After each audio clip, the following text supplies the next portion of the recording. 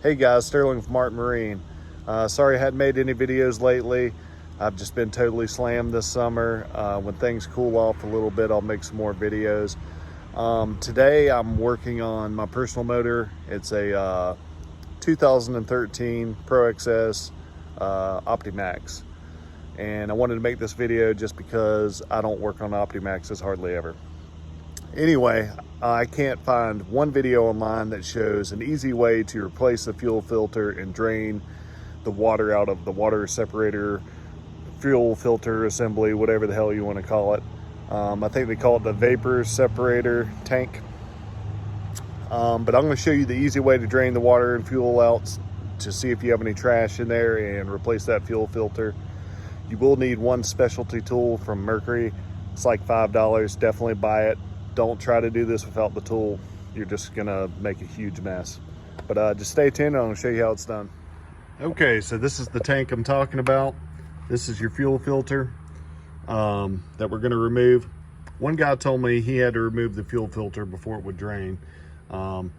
This is where the two drains are. Is what you'll do is you'll pull the hose off, you'll put it in a cup, and then you'll take an 1/8" Allen key and loosen this, and it will start to flow out the bottom. After that's done, we'll take this side of the hose off, and there's another Allen key and we can drain this side. But like I said, someone told me he had to take this off first before it would drain. I might try it without it first, just to see. I've never done this before. We'll go from there. So these are all the items you're gonna need today to complete this project. This is the fuel filter. There's your part number right there. I've got an 1/8" Allen key here, and this is the special tool. It just goes on a regular 3/8 ratchet, and is what it allows you to do is on this fuel filter, you just put it in here and you'll loosen it, because this thing's really on here, man. People try to stick screwdrivers and stuff through here and turn it. Don't do it. You're gonna chew this up so bad where it's gonna be dang near impossible to get it out. So don't go that route. It's like $5 for this part. I don't have the part number for this, but call your local Mercury dealer. They'll know what you're talking about. Sorry guys, I couldn't film the whole process holding my cell phone. I don't have my camera tripod set up today. But anyway, the first step you're gonna do is you're gonna remove your old oil filter out of here, lefty-loosey, using the special tool. Pull this out. Once you do that, you can come over here and you'll loosen this with your 1/8" Allen key, and you'll,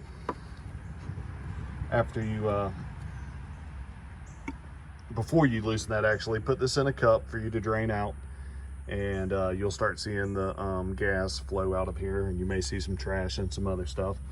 Once it quits flowing, and make sure your motor's level. Mine's not anymore, it was a few minutes ago. Make sure it's level. Once it's done flowing, go ahead and close this valve, and then you're going to put the hose back on over here.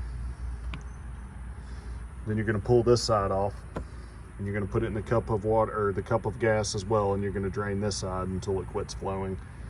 And that's pretty much how you drain the water and the nasty fuel out of there. And once you're done doing all that, you'll take your new filter and you'll just put it in through the top, and you'll screw that in. You also may want to pull this top cover off when you're doing all this. It's going to make it easier to get all this back in. Once you do that, just make sure this is snug. Make sure both of these are closed and the hose is back on. Go ahead and prime your gas back up at your bulb, and you should be ready to rock. It may take a little bit longer than normal to get your motor to start, because you do have to push some fuel back through the motor again.